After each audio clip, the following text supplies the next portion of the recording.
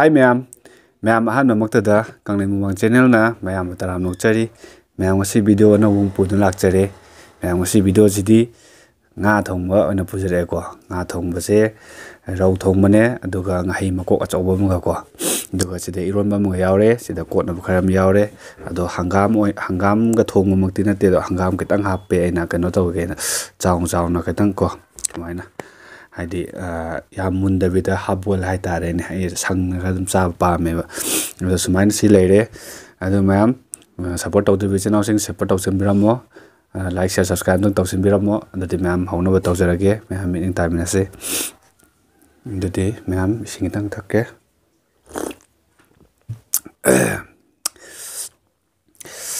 mayam first bite ado amuk te wat already do sige na ataw bai tare ngo nga ataw bam na ije taw thong taw ge taram mane ba no pharak tar ba ado mayam hauna taw jarage first bite si especially makok sine ko yam how do is sig dudi mayam how jarage mahi kitang hapsin ge ma how laina ba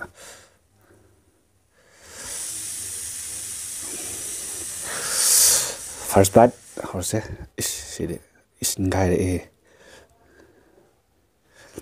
see how okay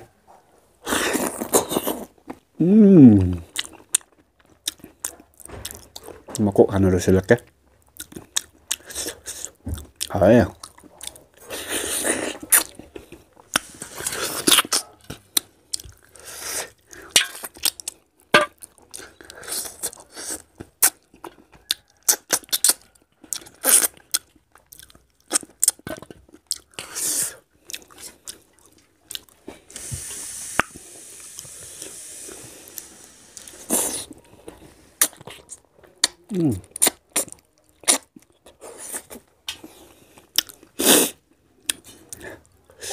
sao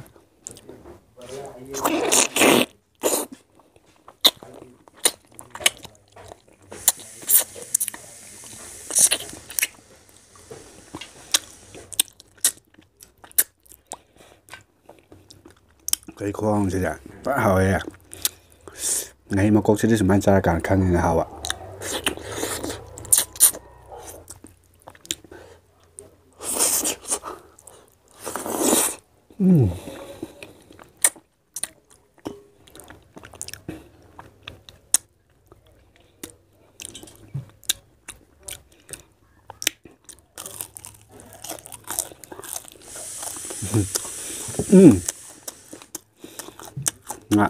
ngạ tàu với đùm hào lên là bọn nên ta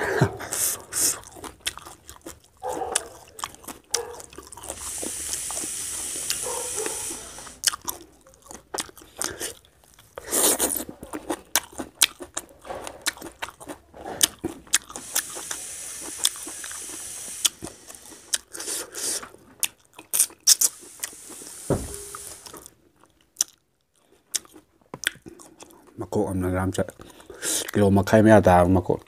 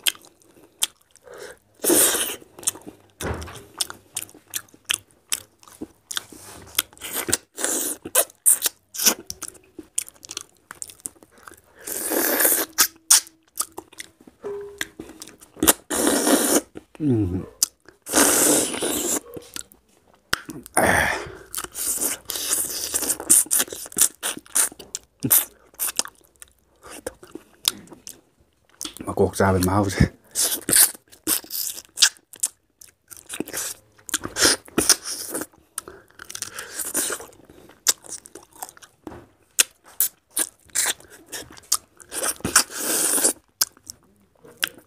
Alright.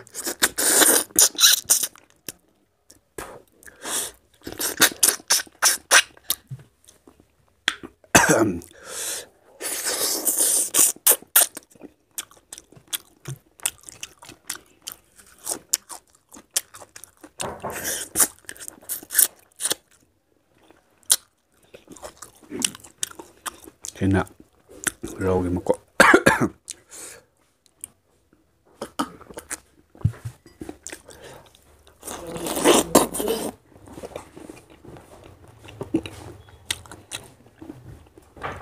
Mahal ya. Kemana?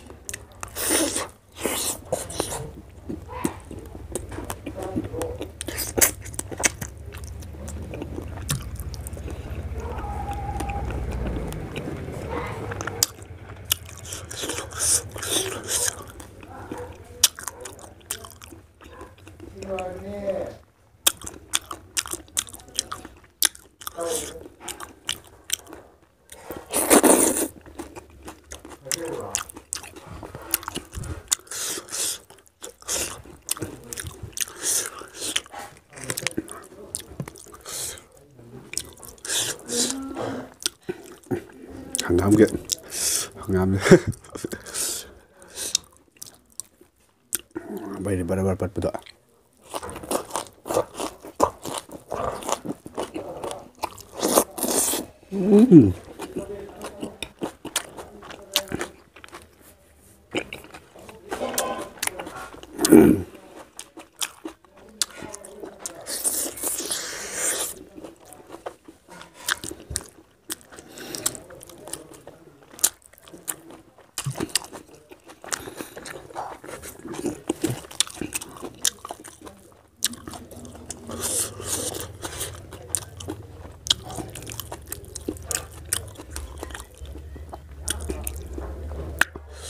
Hảo đi. Tạm ra kết quả. Bal là đẹp. Hospital cũng giống nó như vậy.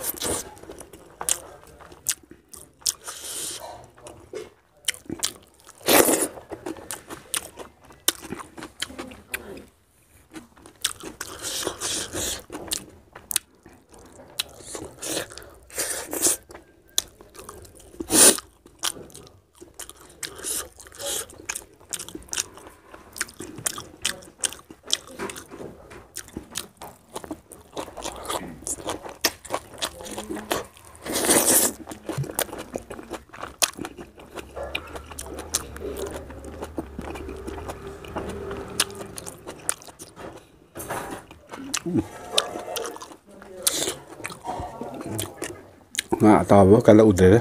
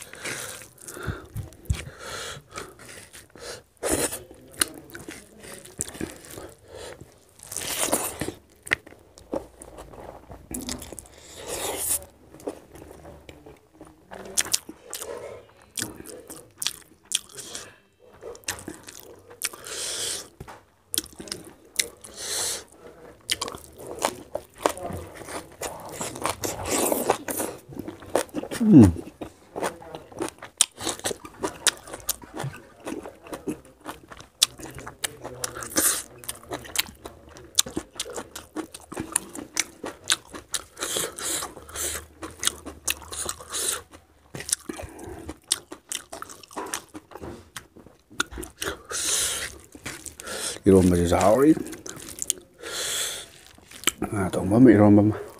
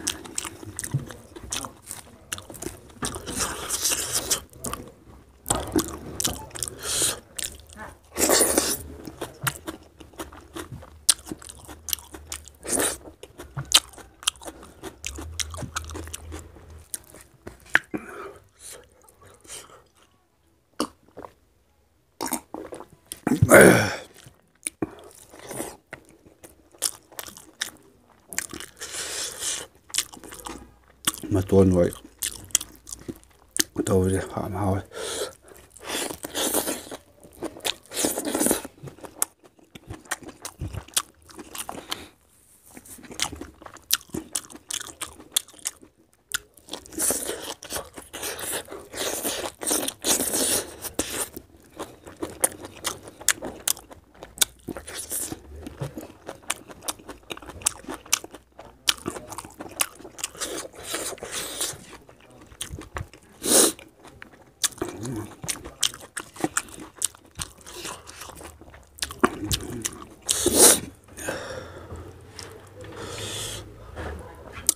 fazaba matum melhor.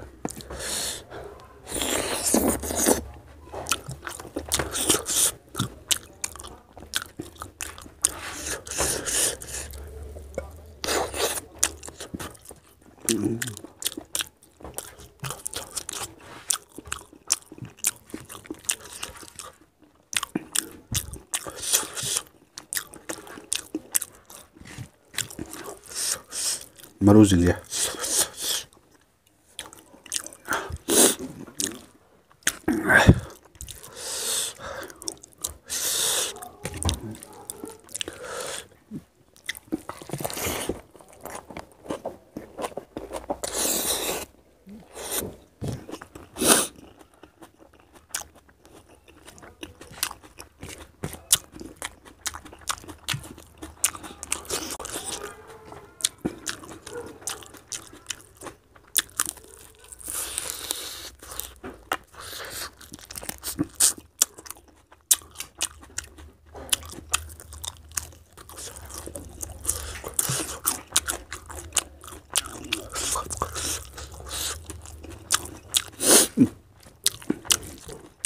Hảo tàu bác hảo.